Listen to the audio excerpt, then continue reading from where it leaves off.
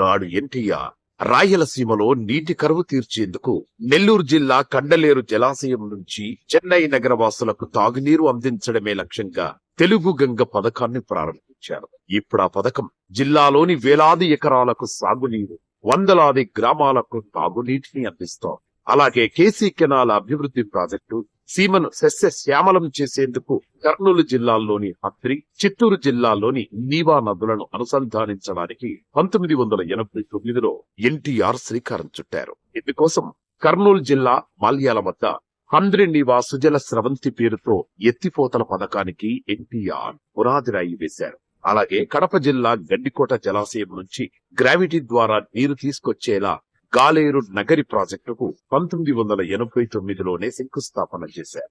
పులివెందులకు సాగునీరిచ్చిన చంద్రబాబు గారు ముఖ్యమంత్రి అయ్యాక ఎన్టీఆర్ శ్రీకారం చుట్టిన ప్రాజెక్టులకు నిధులు కేటాయించి పనులు వేగవంతం చేశారు. 2014-19 మధ్య కాలంలో కేవలం సీమ ప్రాజెక్టు కోసమే 12,411 కోట్లు ఖర్చు చేశారు చంద్రబాబు గారు. ఆ 5 ఏళ్లలో మొత్తం 28 ప్రాజెక్టులను పూర్తి చేస్తే అందులో 15 ప్రాజెక్టులు సీమ జిల్లాలోనే ఉన్నాయి. గోదావరి మిగులు జలాలను కృష్ణకు తరలించి కృష్ణా నదీ జలాలను శ్రీశైలం నుంచి సీమకు తరలించాలనే పట్టిసీమ ఎత్తిపోతలను నిర్మించారు. అవుకు టన్నెల్ ద్వారా గండికోట, మైలవరం, చిత్రావతి, పైడిపాళెం జలాశయాలకు జలకళ తెచ్చింది చంద్రబాబు గారే. ఇకపోతే పులివెందులకు సాగునీరు ఒక చరిత్ర. సీమ వరప్రదాయిని మత్సుమర్రి ఎత్తిపోతల, పులకుర్తి ఎత్తిపోతల ప్రాజెక్టులు 2014-19 మధ్య చంద్రబాబు గారి హయాంలో నిర్మించబడ్డాయి. రాయలసీమకు అన్ని విధాలా ద్రోహం చేసిన వ్యక్తి జగన్మోహన్ రెడ్డి.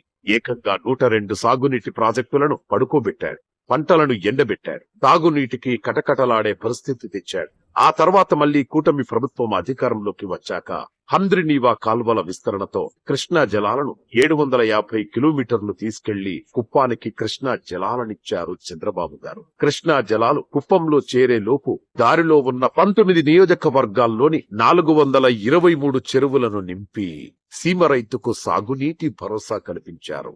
సీమ సాగునీటి చరిత్ర చూసుకుంటే రాయలసీమకు జల పరవళ్లు తెచ్చింది టీడీపీనే అన్న సంగతి ఎవరికైనా తెలుస్తుంది.